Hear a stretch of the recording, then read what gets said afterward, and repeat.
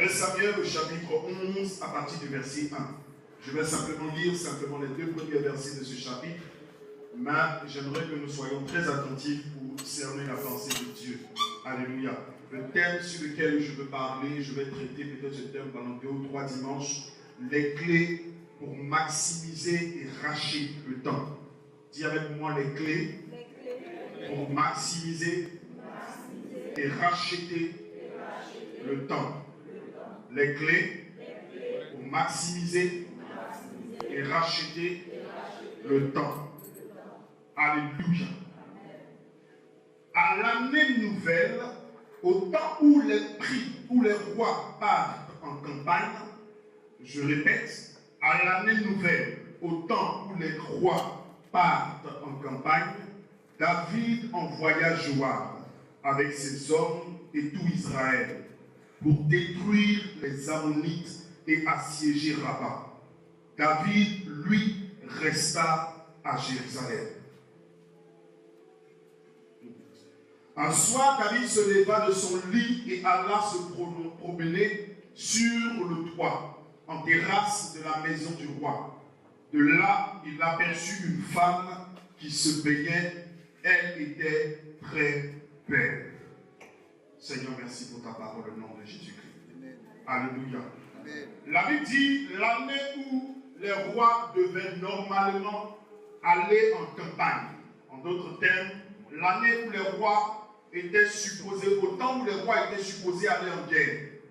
En Israël, dans l'époque ancienne, il y avait une période particulière de l'année où les guerres se produisaient. Alléluia. Et cette période était arrivée. Et David, normalement, devait aussi sur le champ de bataille. Est-ce que quelqu'un me comprend?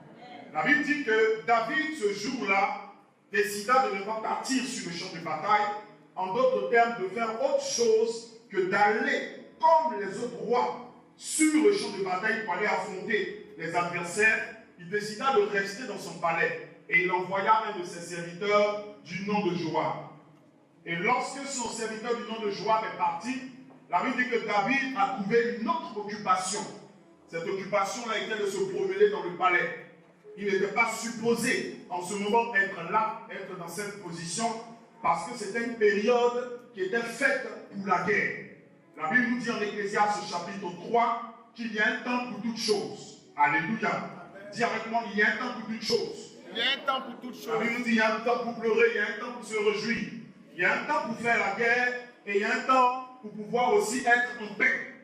Et lorsque le temps de faire une chose arrive, que vous ne faites pas cette chose à laquelle vous êtes appelé, il y a d'autres occupations qui rentrent et qui viennent prendre la place. Parce que dans le monde spirituel comme dans le monde physique, le vide n'existe pas.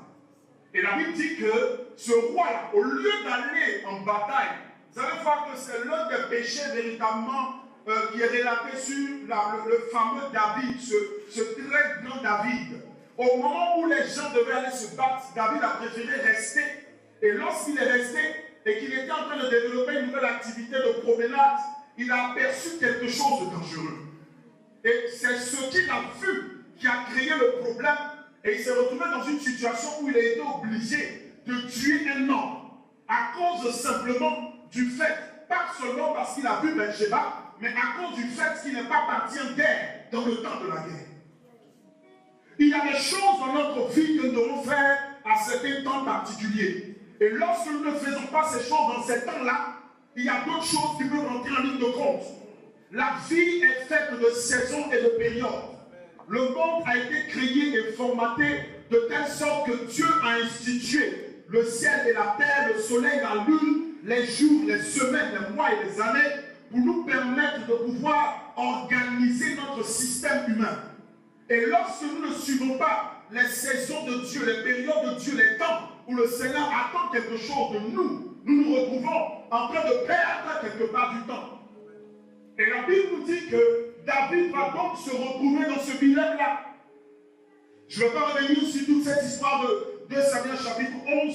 Vous allez voir plus tard, un jour, je vais avoir le temps d'expliquer cela, que Uri lui-même a fait une erreur. Lorsqu'il est revenu de bataille, au lieu d'aller s'occuper de sa famille, il a préféré rester encore au travail. Il y avait priorité dans le ministère et la famille passe en premier. Je viendrai à cela un jour. Mais la Bible nous dit quelque chose. Dans 2 Samuel chapitre 11, que David s'est retrouvé dans une situation où il n'est pas allé faire ce qu'il devait faire. Et souvent nous nous retrouvons dans des situations de notre vie où nous ne faisons pas ce que nous devons faire. Alléluia. Et en le faisant, nous sommes en train de perdre du temps. Le temps est une denrée très rare. Il y a des hommes qui ont toutes les richesses de ce monde, mais qui n'ont pas la possibilité d'acquérir le temps comme il se doit. Et lorsque nous perdons le temps, il y a une chose, quel que soit ton argent, quelles que soient tes richesses, tu ne pourras jamais acheter le temps. Impossible. Et il y a une chose qui détermine tous les humains. Nous avons peut-être des races différentes, nous avons peut-être des moyens différents, nous avons peut-être des talents différents, nous avons peut-être beaucoup de choses différentes, mais le temps est l'une des choses que nous avons de manière commune. Quelle que soit ta richesse, que tu habites aux États-Unis ou en Chine, chacun de nous, nous avons 24 heures dans la journée. Et quel que soit ton niveau de vie, tu ne seras jamais capable d'avoir plus que ces 24 heures. Et chacun de nous, l'une des choses que nous devons comprendre, notre manière de gérer le temps que Dieu nous donne détermine ce que nous devenons. Notre manière de gérer notre temps détermine ce que nous avons. Il y a des personnes qui ont maîtrisé l'art de gérer leur temps et de faire les choses de Dieu au temps de Dieu de manière convenable. Ce qui fait qu'ils reçoivent des choses différentes par rapport aux autres. Le temps est une richesse que nous devons savoir exploiter. Nous ne pouvons pas acheter le temps, mais nous pouvons gérer le temps. Lorsque le temps est mal géré, le temps peut être notre ennemi, le plus méchant. Parce que lorsque le temps commence à nous manquer, nous allons nous retrouver dans certains tourments de la vie, certaines oppressions. Et les hommes ne savent pas que le temps est une richesse. Lorsque tu sais que le temps est une richesse, il y a certaines choses que tu ne fais pas comme ça. Il y a certains temps que tu ne perds pas comme ça. Tu te rendras compte que ton devenir est attaché à ta manière de gérer ton temps. Est-ce que quelqu'un me comprend ce matin? Amen. Dis à quelqu'un, gérer son temps. Gérer son temps. Gérer son temps. Gérer son temps. Le temps peut être racheté. Le temps peut être maximisé. Nous devons connaître ou maîtriser les principes qui nous permettront de gérer notre temps. Lisons ensemble le livre d'Ecclésiaste au chapitre 3, versets 10 à 12. Ecclésiaste au chapitre 3, versets 10 à 12. J'aimerais que quelqu'un prenne, se mette dans une position véritable et qu'il m'aide avec la lecture des différents écrits que je vais citer. Ecclésiaste chapitre 3, je veux enseigner ce matin. J'aimerais que le Seigneur ouvre ton cœur pour entendre sa parole. Lisons ensemble le poète au chapitre 3, verset 10 à 12. Quelqu'un peut faire la lecture? Ecclésiaste chapitre 3, verset 10 à 12. Tout ce que mes yeux ont réclamé, Ecclésiaste chapitre 3, verset 10 à 12. Il dit, j'ai vu l'occupation que Dieu impose aux humains. Tout ce qu'il a fait est beau en son temps. Dis avec moi, tout ce qu'il a fait est beau en son temps. Tout ce qu'il a fait est beau en son temps. Tout ce qu'il a fait est beau en son temps. Vous savez, ce qu'il dit est très profond. Tout ce qu'il a fait est beau en son temps. Ce n'est pas tout ce qu'il a fait est beau. Il dit tout ce qu'il a fait est beau en son temps. Il y a des choses qui sont belles en leur temps. Il y a des actions qui sont belles en leur temps. Et lorsque nous ne connaissons pas quelles sont ces choses pour le temps, nous pouvons faire des choses que nous pensons être belles, mais qui ne sont pas belles parce qu'elles ne sont pas dans leur temps. Je ne sais pas si quelqu'un me comprend ce matin. Il dit il y a un temps pour toutes choses.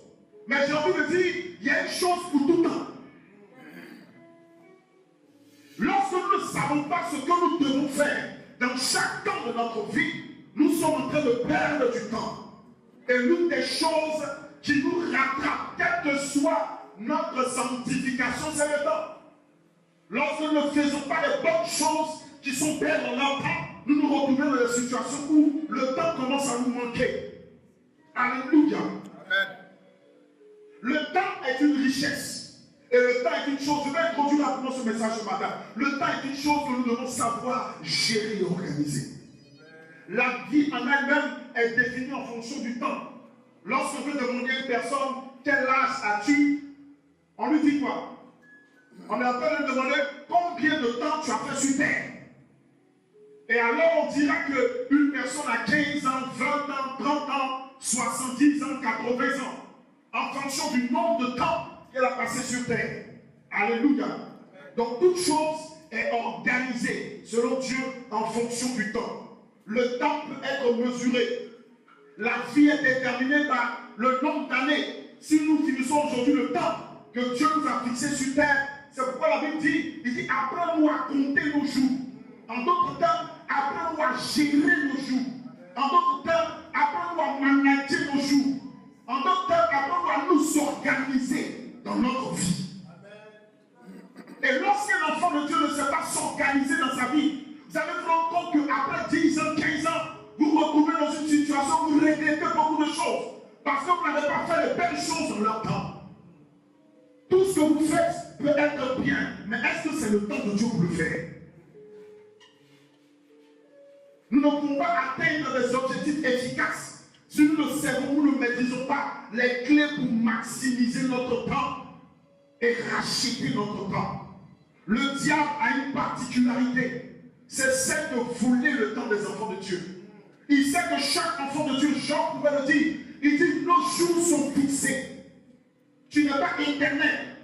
Et le diable ne peut pas bloquer ta bénédiction, mais il peut te mettre dans une position de telle sorte que ta bénédiction est tellement retardée qu'il y a des périodes de ta vie qu'elle vient, ce n'est même plus utile pour toi. Tu ne profites pas véritablement de cela. Est-ce que quelqu'un me comprend? Donc ce que nous devons faire et éviter, c'est de tomber dans des distractions que l'ennemi pousse devant nous. Parce que l'ennemi va mettre beaucoup de choses sur le champ de notre destinée. Et nous allons nous retrouver tous les jours en train de prier, de jeûner. Pourquoi? Parce que le temps nous manque. Alléluia. Amen. Si je te pose la question aujourd'hui, est-ce que tu veux retourner un peu 10 ans ou 15 ans en arrière? Beaucoup d'entre nous vont dire, ah vraiment, parce qu'il y a des choses que je dois aller régler là-bas. Qui sait de quoi je parle? Qui sait de quoi je parle? Parce que nous savons que dans le temps, nous avons perdu beaucoup de temps, nous avons fait beaucoup d'erreurs, beaucoup de désobéissance. Et ces choses aujourd'hui sont comme des fardeaux dans notre vie. Nous aimerions bien retourner un peu en arrière pour aller régler ces choses-là. Mais c'est une chose impossible. Nous ne pouvons pas retourner en arrière pour gérer pour le quotidien le passé. Dieu s'occupe de nos passés. C'est pourquoi il dit, ne vous occupez pas des événements passés. Oubliez-les. Je les gère. Mais ce que Dieu nous donne en tant qu'homme, ce que Dieu nous confie en tant qu'homme, c'est le temps présent, maintenant. Qu'est-ce que tu fais de ton maintenant? Dieu ne te jugera pas en fonction de ton passé, mais Dieu te jugera en fonction de ton présent. Comment tu le gères? Qu'est-ce que tu fais de ton temps présent? Et la manière dont tu gères ton temps présent peut te permettre de rattraper le temps passé. Je prie que Dieu donne une onction de restauration dans le peuple de Dieu. Dis Amen. Si tu ne crois pas. Alléluia. Amen. Dieu crée le temps. Et souvent, lorsque nous ne connaissons pas les bonnes choses à faire, et que nous ne connaissons pas le principe de Dieu pour la gestion, le rachat de notre temps, nous nous retrouvons dans la situation où nous accusons Dieu. Mais je vais vous dire une chose ce soir, ce matin. Dieu n'est pas dans notre temps. Amen. Dieu est dans l'éternité. Et le gros problème que nous avons, c'est que les prophéties que Dieu nous donne dans l'éternité, il nous donne ça dans le présent. Et dans le temps présent. Il y a deux sortes de temps. Il y a ce qu'on appelle le temps kairos. Et il y a ce qu'on appelle le temps chronos, 3 temps. Et il y a ce qu'on appelle le temps ayant. Le temps ayant, c'est de l'éternité. C'est le temps dans lequel Dieu réside. Dans ce temps-là, Dieu peut te dire, je te bénirai. Et souvent tu te dis, ah, le je te bénirai du Dieu, certainement la semaine prochaine, le mois prochain, je serai béni. Et tu te rends compte que les choses ne se passent pas comme elles devaient se faire. Alléluia. Les choses ne se passent pas comme dans le chronos. Le chronos, vous parlez du chrono, c'est-à-dire de la montre, de l'heure dans laquelle nous sommes. Alléluia. Dieu n'est pas dans ce temps-là. Dieu est dans l'éternité. Et le temps dans lequel nous sommes, Dieu nous l'a donné. Et notre mauvaise gestion de ce temps-là bouffe notre destinée.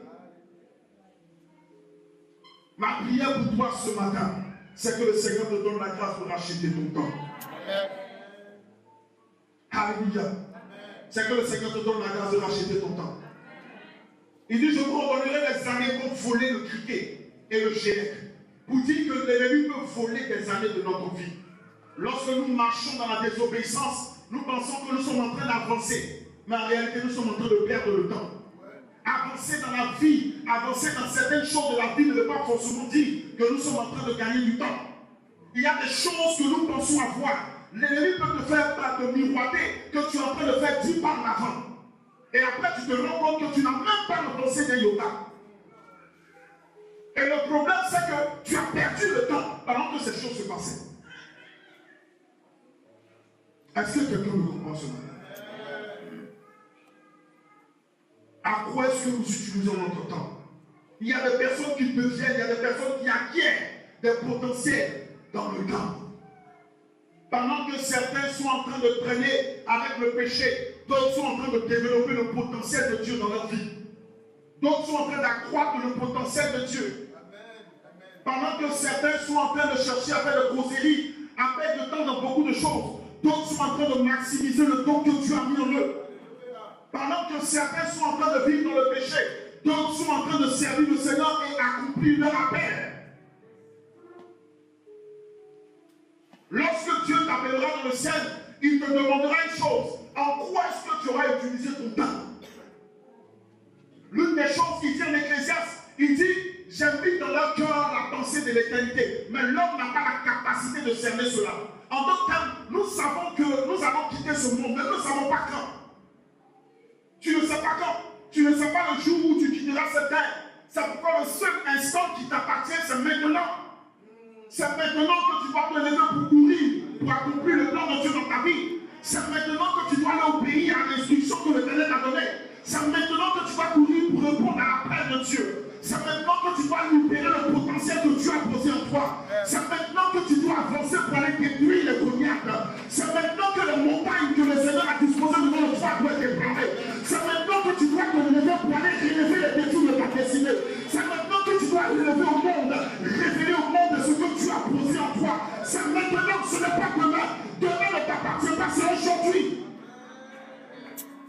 Lorsque tu connais ces choses et que tu le fais dans leur temps, bien, le temps ne devient pas ton ennemi.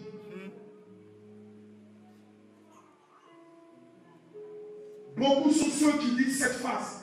Ah, je suis devenu vieille, je suis devenu vieux. Je n'ai plus beaucoup de temps. Des jeunes qui disent, ah, j'ai beaucoup de temps. Qui te l'a dit? Qui t'a donné cette révélation? N'as-tu pas vu des jeunes quitter ce monde à 20 ans? Hein? N'as-tu pas vu des gens quitter ce monde à 25 ans? Qui t'a dit que tu as le temps? Chaque homme comme un arbre est planté dans la forêt, mais chacun sait le nombre de ça. Personne ne sait le nombre de temps qu'il fera. Personne. Donc chaque jour est un moment essentiel. Chaque jour est un temps précis pour faire quelque chose pour le Seigneur. Pour faire quelque chose pour le Seigneur. Il y a des choses que nous devons faire. Et si nous ne les faisons pas, nous sommes en train de perdre le temps. La première clé pour maximiser, pour racheter notre temps, c'est de se décider aujourd'hui. La première chose pour rattraper ton temps, c'est de se décider aujourd'hui. L'une des choses qui nous met en retard, c'est de toujours penser que demain sera la procrastination. En d'autres termes, remettre à demain ce qu'on peut faire aujourd'hui. Est-ce que tu peux faire demain, après-demain? Vous savez, le diable est le chef du report. Si le diable veut te mettre en retard, il va toujours te trouver des justificatifs. Et aussi longtemps que tu vis dans des excuses, tu ne pourras jamais obtenir ce que Dieu a voulu pour ta vie. C'est pourquoi dans la vie, aucune excuse ne t'excuse.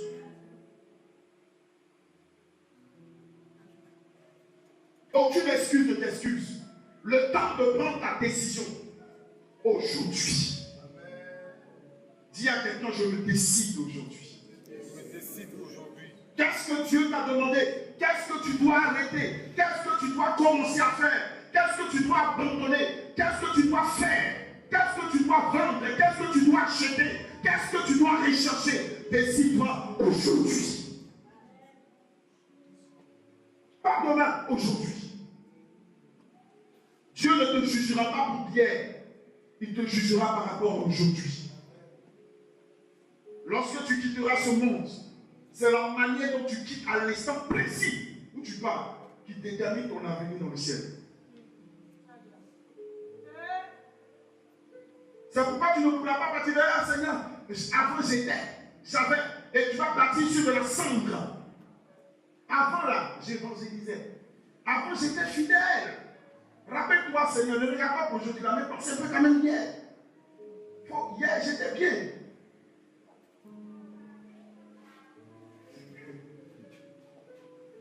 Dieu te bénira pour aujourd'hui.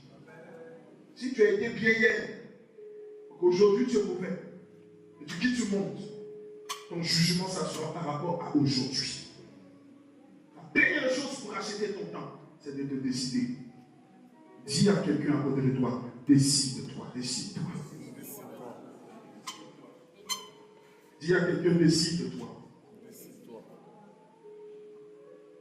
Le temps est passé, mais décide-toi.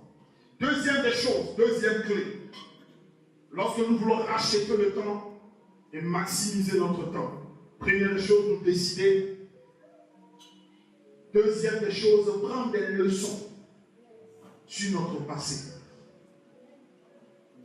Je disais ce matin à quelqu'un, la vie est faite de circonstances et d'opportunités cycliques. La Bible dit que tout ce qui est a déjà été. En d'autres termes, tout ce qui sera a déjà été. Il n'y a rien de nouveau sur le soleil. Ce que tu as vécu hier, que tu penses avoir raté, tu l'auras encore demain. Mais ta manière de rentrer et de saisir cette bénédiction que Dieu rendra, c'est les leçons que tu auras tirées de ton échec passé.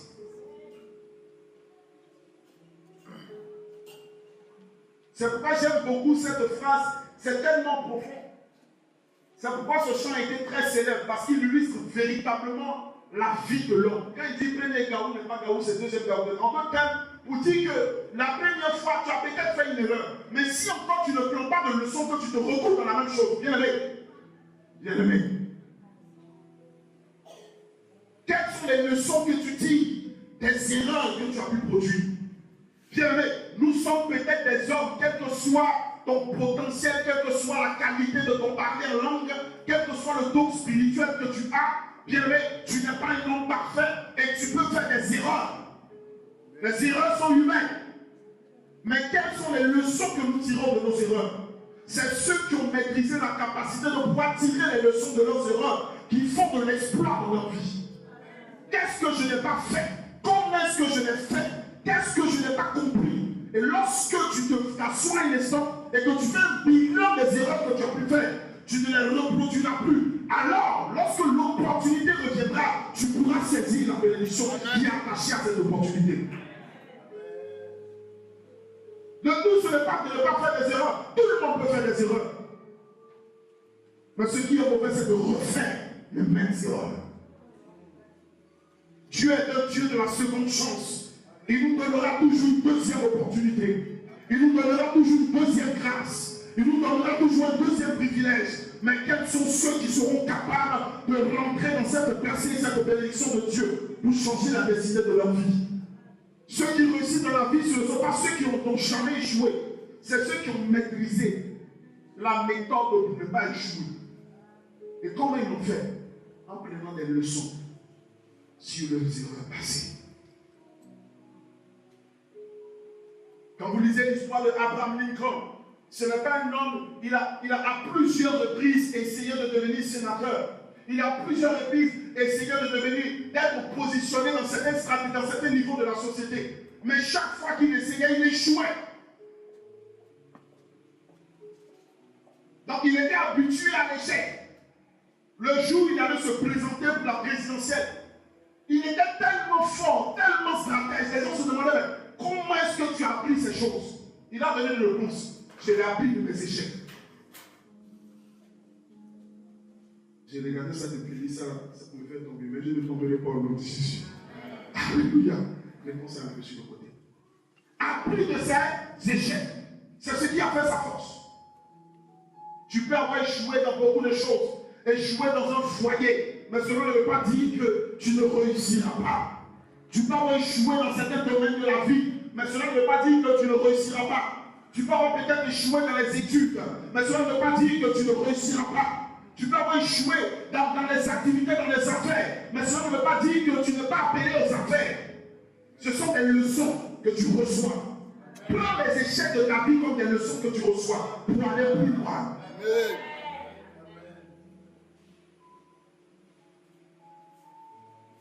Dis avec moi, maximiser et gérer ton temps. Maximiser et gérer son temps.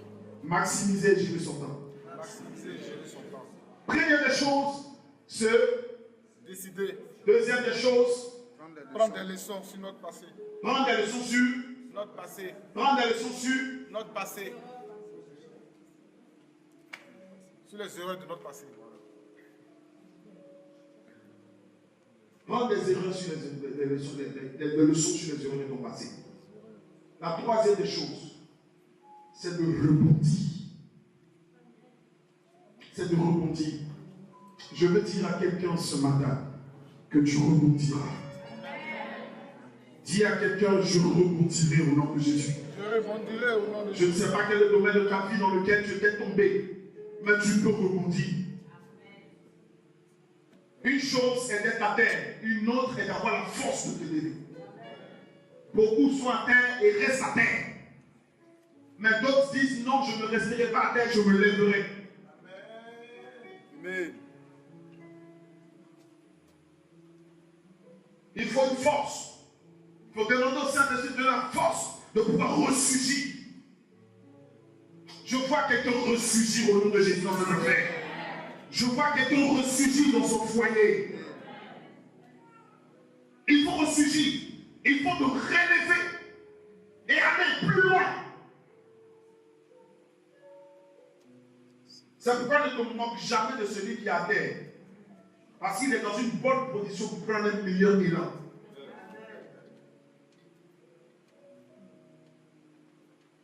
Quand vous voyez les athlètes qui doivent courir, tout le monde se met comme ça court. Parce qu'il permet de se lancer. Souvent, quand Dieu veut que tu te lances, il permet que tu sois à terre un peu. Pour que tu comprennes que ce n'est ni par ta force, ni par ta intelligence, mais que ça vient de lui. Amen. Et lorsque tu ressurgis, c'est de manière différente. Avec un autre esprit. Avec une autre intelligence. Amen. Avec une autre onction. Rempli d'une certaine maturité. Parce qu'il y a des choses que tu as apprises dans le parcours de ta vie. Tu as compris certaines choses. Tu as connu l'homme. Tu as connu le cœur de l'homme. Tu as connu le monde. Tu as connu les manigances du diable. Tu as découvert toutes ces réalités-là. Tu ne ressurgis plus de la même manière. Tu sautes. Tout le monde pense que tu sautes comme tout le monde. Tu cours certainement vite, mais tu ne cours pas vite à l'aveuglette. Tu cours de manière stratégique parce que tu fais attention aux pièges que tu avais déjà rencontrés. Celui qui court, qui a déjà expérimenté les choses, il sait où se trouvent les pièges de l'ennemi. Lorsqu'il saute, lorsqu'il court, il ne court pas comme ça. Il fait attention parce qu'il avait rencontré ce même piège à cette position-là. Et il saute plus fort, il fait attention parce que Dieu lui a donné une leçon de vie. Amen.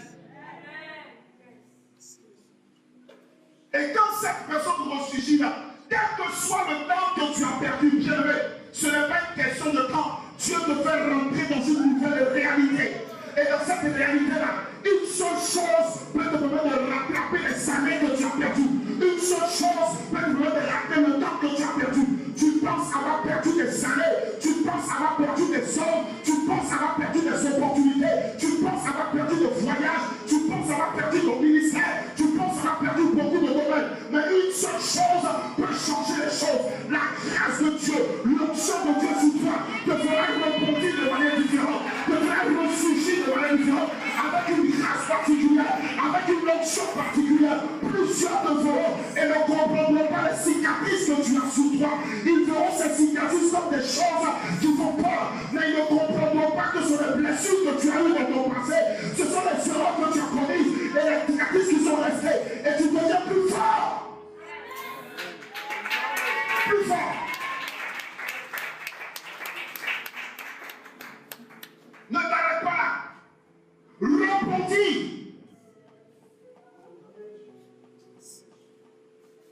rebondis.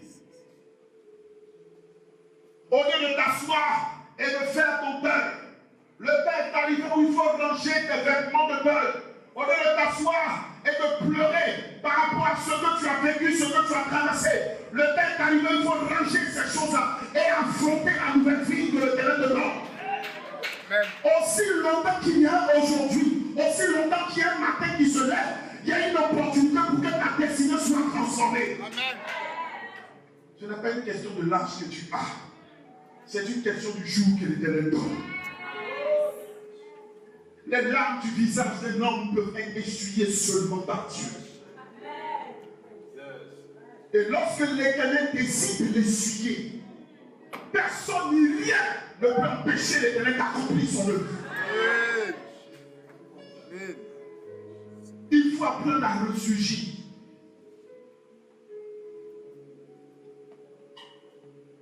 Il faut apprendre à ressurgir. Regardez cette femme qui avait une perte de sang depuis 12 ans. Plusieurs années en train de souffrir. Plusieurs années en train de se lamenter. Mais elle n'a pas arrêté, elle ne s'est pas arrêtée là.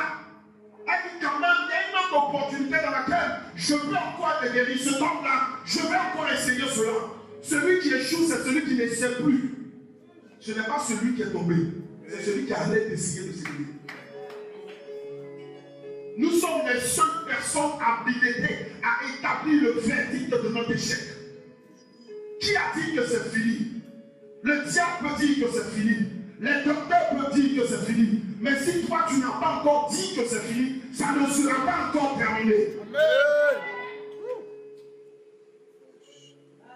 C'est une question de temps. Qu'est-ce que tu fais de ton temps? J'aimerais que tu te tiennes debout, que tu dises à 3 personnes, ressurgis de là où tu es. Ressurgis de là où tu es. Ressurgis de là où tu es. Dis à quelqu'un, ressurgis de là où tu es. Ressurgis de là où tu es.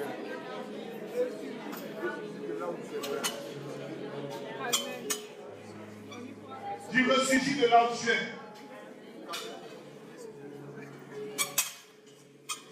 Ce que les gens ne savent pas, ce n'est pas le lieu où tu te trouves qui détermine ce que tu as. Ce n'est pas le travail que tu as qui détermine ce que tu deviendras. Amen. C'est le Seigneur que tu as en toi. Même si tu te retrouves dans la brousse la plus reculée du monde, tu peux produire. Amen. C'est pourquoi il faut aller jeter Isaac dans un lieu perdu. Et il commençait à creuser ses puits. On creuse un, l'eau sort. Eux-mêmes, ils connaissaient les puits. En réalité, les chefs de la population eux-mêmes creusaient les mêmes puits. Mais quand ils creusaient ces puits-là, l'eau ne sortait pas. Ce n'était pas une question du puits, c'était une question de celui qui creusait le puits. Si celui qui creusait le puits était en connexion avec le maître de la source des eaux, il était toujours capable de faire, même si il partait dans un lieu où il n'y avait pas de puits qu'il creusait, l'eau allait sortir. C'est une question de Dieu en lui. Même si tu te retrouves rejeté dans une brousse perdue et que le potentiel de Dieu est posé sur toi, ces choses vont ressurgir.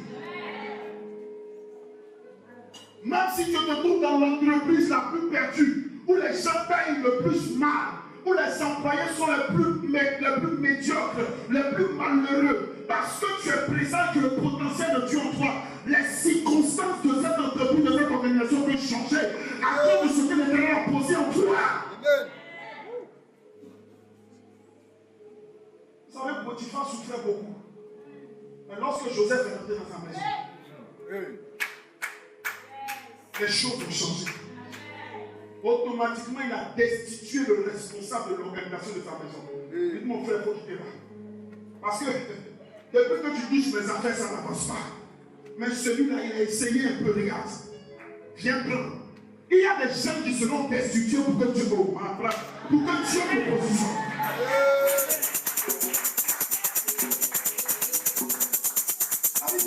Automatiquement, Joseph se retrouvait en train de gérer tous les biens de cet homme-là.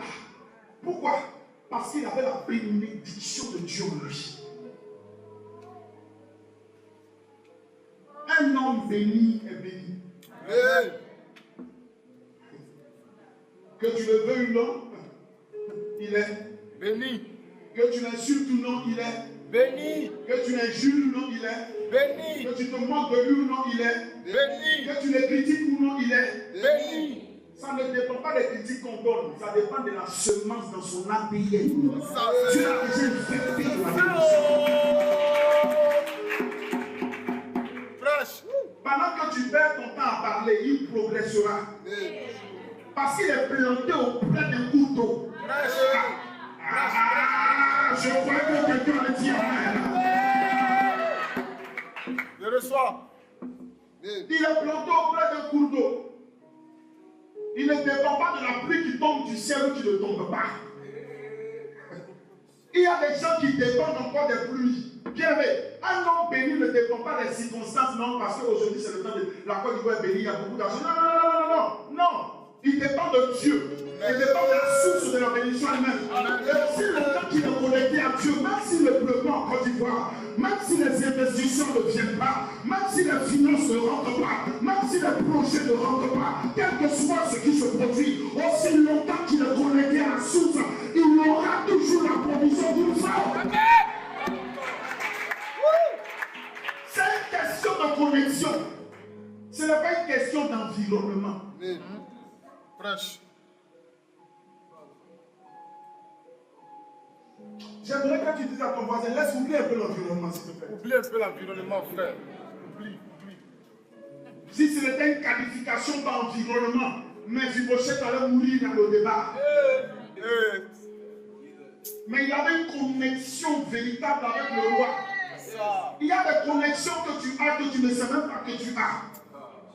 Quand tu as une connexion avec le maître des connecteurs, tu es capable de te connecter à tous les réseaux de ce monde. Même si un ministre ne te donne pas l'autorisation qu'il faut, même si une personne ne te consacre pas ou ne te confie pas la position qu'il faut, tu es capable de faire ce qu'il veut faire. C'est une question du maître. Qui est ton maître? Jésus. Et combien de temps tu prends pour lui? L'une des plus grandes richesses que nous pouvons donner à Dieu. Bien aimé, je vais vous choquer ce matin. Ce n'est pas nos belles voix, désolé. Ce n'est pas nos bons cantiques, désolé. Ce n'est pas l'argent que nous donnons, désolé. Ce ne sont pas les biens que nous apportons à Dieu, désolé. Mais c'est le temps que nous donnons à Dieu. Le temps que nous sommes capables de donner de notre adoration. Le temps que nous sommes capables de donner pour le servir. Le temps que nous sommes capables de donner pour donner notre aide, notre personnalité, tout ce que nous sommes. Ce temps-là. Mais lorsque tu arrives à une position où d'autres choses prennent plus de dessus que le temps que tu donnes à Dieu, bien aimé, tu es en train de perdre du temps. Tu es en train de perdre du temps. Dis à quelqu'un, ne perds pas ton temps. Ne perds pas ton temps. Ne perds pas ton temps. Après 25 ans, tu t'asseoiras et tu feras un bilan de ta vie. D'aucuns diront, voici ce que j'ai pu faire pour le Seigneur. D'autres diront, ah, voici ce que je veux faire pour le Seigneur. Voici ce que je veux faire. Je veux créer un projet. Le cimetière est rempli de projets. Allez fouiller les tombes, vous allez voir des cantiques qui n'ont pas été chantés. Des plans de maisons qui n'ont pas été construits. Des business plans qui n'ont pas été établis. Remplis dans les cimetières. Ce n'est pas une question de ce que je veux faire pour Dieu. C'est une question de ce que je veux faire pour Dieu. Qu'est-ce que tu fais pour Dieu? Qu'est-ce que tu fais pour Dieu? Et combien de temps tu penses que cela te prendra? Il est là. Il nous observe tous les jours. Et il nous dit encore que c'est possible. Il te demandera des comptes. Ah, qu'est-ce que tu fais de ton temps? Ah, yeah. Regarde ta manière de gérer ta journée. 5 heures sur Facebook, 4 heures devant la télévision, 2 heures devant la nourriture, Et le reste du temps à dormir. Et demain, tu te plains, tu dis, ah, comment celui-là il fait comme ça? Il y a des gens qui ne dorment pas, qui maximisent leur temps. Pendant que vous êtes en train, ils sont en train de lire des livres. Ils sont en train de se développer. Vous ne pouvez pas produire les mêmes résultats. Prêche. Les performances d'un homme dépendent du temps de sa préparation. On prend plus de temps pour se préparer à aller aux Jeux Olympiques.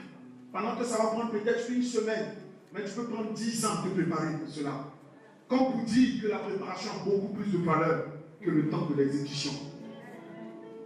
Il a descendu Goliath en quelques secondes, mais il s'est préparé depuis de plusieurs années dans la brousse.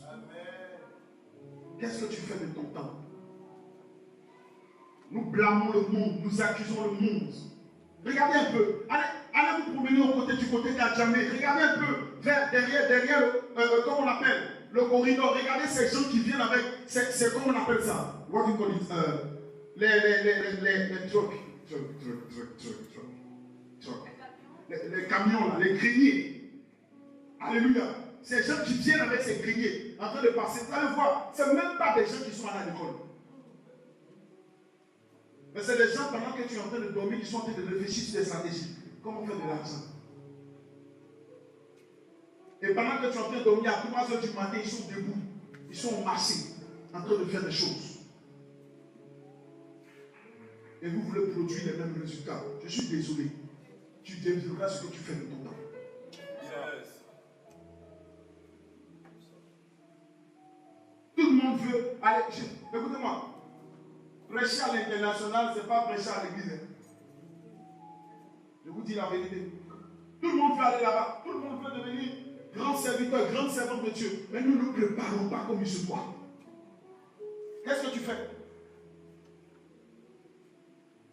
Tu n'es même pas capable de gérer un petit groupe de prière. Et tu gères, Seigneur, envoie-moi dans le monde entier, je prophétiserai dans le monde. Prophétise d'abord dans ta chambre, s'il te plaît. Va d'abord évangéliser dans ta chambre. Gagne d'abord le moustique et le mouche là-bas. Convainc l'atmosphère spirituelle de ta chambre du Saint-Esprit. Et tu verras ton potentiel pour pouvoir atteindre le degré extérieur. Le monde n'est pas fait de mirages. On ne réussit pas par hasard. Ceux qui réussissent ont su gérer leur temps. Amen. Souvent on accuse les personnes, on les regarde, on dit, ah, regarde-moi cet homme-là. Ah, il est franc-maçon, il est mystique. Bien, même avant de devenir franc-maçon mystique, là, c'est des gens, ils savent gérer leur temps. Pensez que le président de la République, il dort comme nous? Hein? Pensez que Bill Gates dort comme nous? Hein? Dites-moi. Vous pensez qu'il dort comme nous?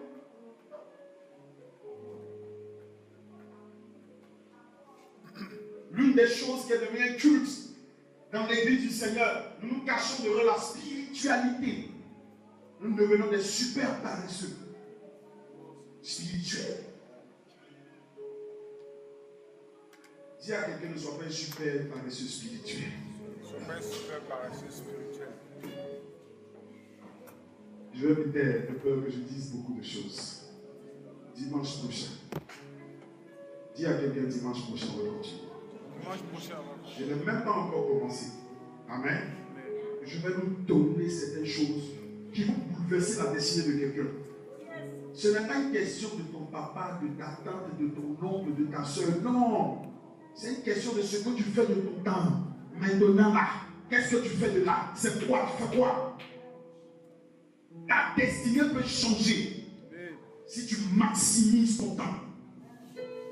Ceux qui vont loin savent maximiser les instants de leur vie. Aujourd'hui est ton jour. Maintenant, lorsque tu sortiras de cette salle, qu'est-ce que tu feras? Ton projet c'est quoi? Oh, je vais dormir pendant 2 jours. Parce que mon corps est fatigué. Récupère au moins 2 jours. Quand tu te lèves, tu chipotes un plat d'attiqué. Puis tu enchaînes encore 2 jours. Dimanche, la carte venir vite. C'est bien. Dimanche, va venir vite. Le Saint-Esprit sera sur toi.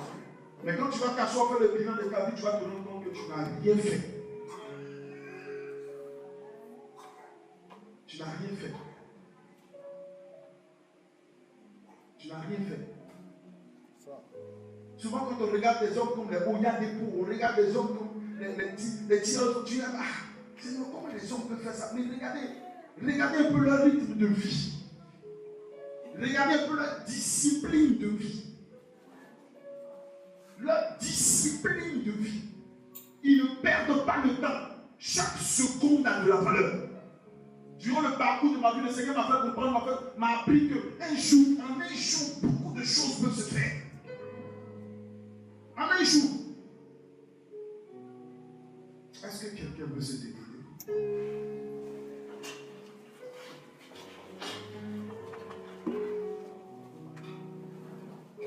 Est-ce que quelqu'un veut se décider? Répète après mon Seigneur. Seigneur, Je te bénis. je te bénis Parce que je sais que le temps le temps que tu me donnes que tu me donnes est précieux. est précieux. Je maximise ce temps-là. Ce temps-là. Élève mes pas à Dieu au nom de Jésus. Oh Seigneur, merci. C'est le temps pour toi de devenir la tu terre. C'est le temps pour toi de gagner les âmes pour le Seigneur. C'est le temps pour toi de relever des défis. Toutes ces belles histoires que nous racontons sur David, lorsqu'il était en train de descendre Goliath, peut-être qu'on ne vous a jamais dit l'âge qu'il avait. Mais si vous entendez son âge, ça va bouleverser quelque chose dans le cœur de quelqu'un. Il avait 17 ans. 17 ans. Lorsqu'il a commencé à faire trembler le royaume de Saül, il avait 17 ans. Lorsqu'il a destitué Goliath dans sa position de guerrier à la tête des Philistins, il avait 17 ans. Ce n'est pas une question d'âge, c'est une question de celui qui utilise son temps.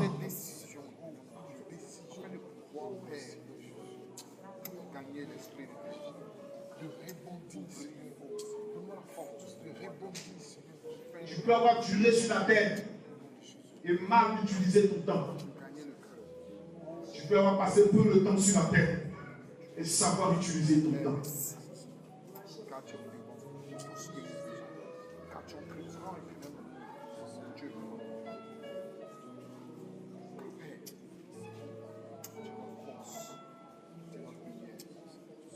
Parle à Dieu, parle à Dieu, parle à Dieu. Parle à Dieu. Tu peux te cacher des hommes. Tu peux te cacher de ton ouvrage. Mais tu ne te cacheras jamais du temps. Jamais. Parce que le temps sera. Pendant que tu seras toujours en train de pécher, le temps avancera. Tu ne peux pas te cacher du temps. On ne peut pas se cacher du temps. Tu peux te cacher du pasteur. Tu peux avoir les acclamations du pasteur, sa reconnaissance, tous les privilèges qu'il faut. Mais tu ne pourras jamais te cacher de ton temps. Parce que toutes choses sont belles en leur temps. Fais ce que tu veux. Fais ce que tu as prévu pour moi, Dieu. Afin de retrouver dans ta grâce. Dis Seigneur Jésus, donne-moi de racheter mon temps. Aujourd'hui, je veux rebondir. Je veux ressurgir. Je veux réapparaître. Je me déclare au nom de Jésus que tout ce qui m'empêche de pouvoir utiliser convenablement mon temps soit détruit. Toute distraction soit repoussée de mon chemin. Écoutez-moi. Lorsque Dieu parlait à Abraham, quand tu lui donnais l'instruction de quitter sa terre, sa famille et tout ce qui était à lui, et de partir sur la terre que le Seigneur lui avait confiée, la Bible dit que Dieu lui avait dit de partir. Il a pris avec lui un homme, un de ses neveux qu'on appelait Lot. Et il pensait que Lot pouvait être la réserve de solution par rapport à son problème de manque d'enfants un jour si le besoin se présentait. Et la Bible dit que durant tout ce temps où il était dans cette désobéissance vis-à-vis de Dieu là, il n'entendait plus la voix de Dieu. Jusqu'au jour où l'Éternel se révéla à lui et lui demanda de se séparer de l'autre. Il y a souvent des lottes dans ta vie que tu dois écarter dans ton chemin, qui bouffent ta destinée, qui bouffent ton temps. Toute association n'est pas bénéfique. Toute association ne nous permet pas de progresser. Il y a des associations qui nous perdent le temps. Il y a des associations qui ferment notre ciel. Tu ne sais pas quel est le journal que tu as accepté dans le bateau de ta destinée et qui est en train de fermer le ciel et envoyer le tumulte dans ton environnement. Le temps est arrivé pour toi de prendre des décisions. Décisions sur quoi? Discerner sur l'apport que ton entourage t'apporte. Et quel est l'effet qu'ils ont dans ta vie. Et savoir exactement les actions que tu dois mener. Et les mener en son temps. C'est alors que tu verras le Seigneur réapparaître dans toute sa gloire et te révéler son plan divin. Et lorsque Abraham se sépara de Lot, Dieu revint vers Abraham et commença encore à lui révéler des choses, le mettre en assurance pour lui dire, ne pense pas que Lot était celui que j'allais utiliser pour te donner la postérité qu'il faut. Mais la postérité va venir de toi, de tes entrailles. Alléluia. Je dis à quelqu'un ce matin, il y a encore quelque chose de possible pour toi. Si tu te saisis du plan de Dieu, tu verras le Seigneur changer les circonstances.